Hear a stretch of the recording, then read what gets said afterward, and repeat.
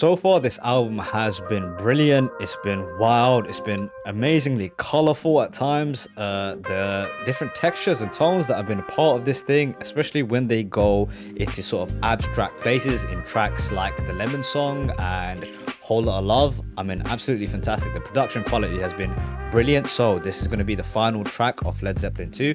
This is Bring It On Home, which is actually another cover of a blues song by music arranger and songwriter Willie Dixon.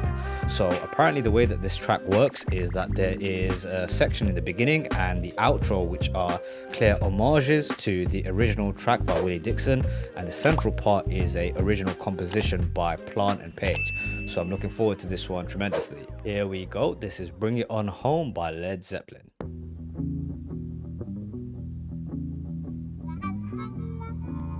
Oh, this is so bluesy.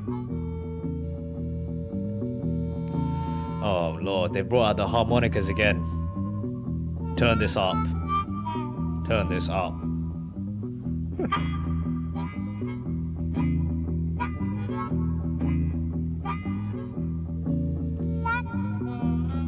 That bass line. Oh.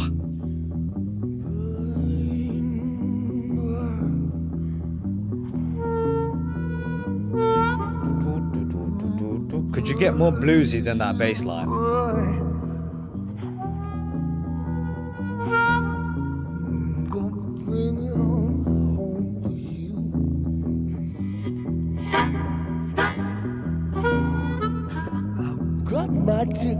Got that load. John up, going higher, all aboard. I'ma take my seat right way back. Ooh, yeah, watch this train roll down the track. Okay, I totally understand the idea of this being an homage. I feel like I've heard this song before, but they've certainly done new things to it. I mean, the fact that Plant is talking about being high totally fits because he sounds like he's in the clouds right now. I know he's probably referring to smoking a little bit of the devil's lettuce, but I mean, they do a fantastic job, Led Zeppelin, of really matching the scenes being set by the lyrics or the theme of the track with the music, and it sounds like that totally. We're in the clouds right now, man, and I love the fact that it sounds like Plant is going from playing the harmonica to going singing. It sounds like he's literally doing this with the mic, going on and off. It's a brilliant effect. It really sounds like a bluesman's track, you know. Let's back this up again. Oh yeah, watch this train roll down the track. I'm gonna bring it on home. Bring it on home to you. Watch out, that move. Dude.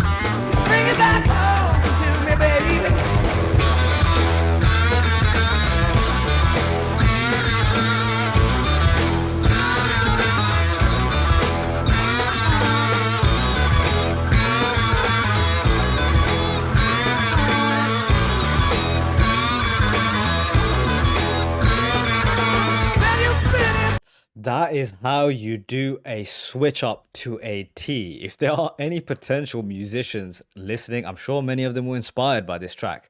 That is how you do a switch up. The bait and switch, the way that they started this track, you could really picture like a perfect blues scene, you know, downtrodden area terribly deprived, and just a bluesman by himself, sad, with a harmonica, singing about some lady leaving him when he's down on his luck, and then the instant click into something that's much more home with Led Zeppelin, this hard rock style that they have. Oh my lord. And the way Page kicked in with that guitar, dude, masterpiece, perfect.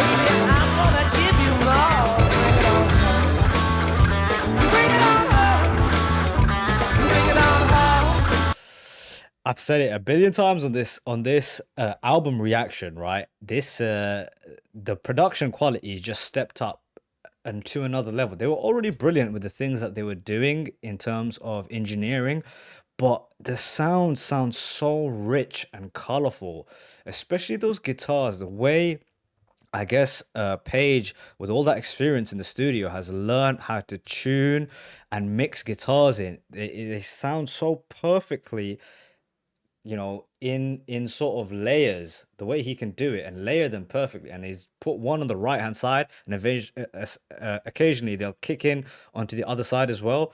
And they've put Plant's voice right on the top end of things too. I don't know if I'm quite describing it right, but it sounds so full, the sound. It sounds so full, the soundscape that they've created. Perfectly engineered.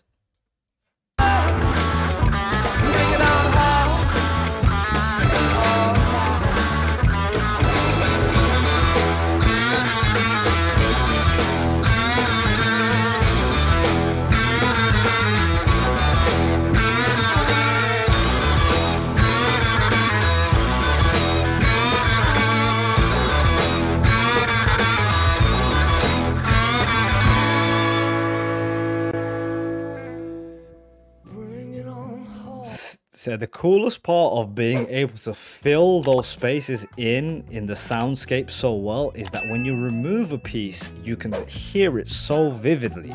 So that's what they do with their dynamics so often, right? They'll fill everything up and they'll take it away, or they'll take out one piece of it and you go, wow, why is this piece missing? They'll fill it with something new. Take this part away, fill it with they've just done it again, right? They've created this whole full sound, everything going to the maximum, and then they take it all down to a simmer, and now you just got Plant's voice. Genius. Bring it all home to you. Scientific. Page is a scientist.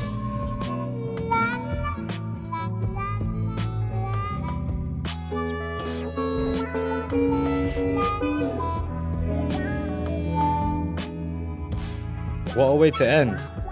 What a way to end.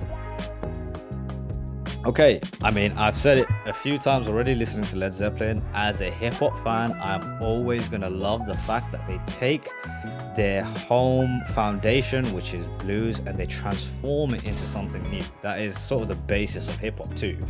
I love it, man. I love it. I love that they also paid homage in this track so almost obviously, the way they're telling you, look, this is where we started and this is where it started from. Even then they put a twist on it with the effect on Plant's voice, and then to go into what is something much more reminiscent of the genre that they're creating, this sort of abstract version of blue, electric blues I've been calling it, or hard rock, or whatever you want to call it.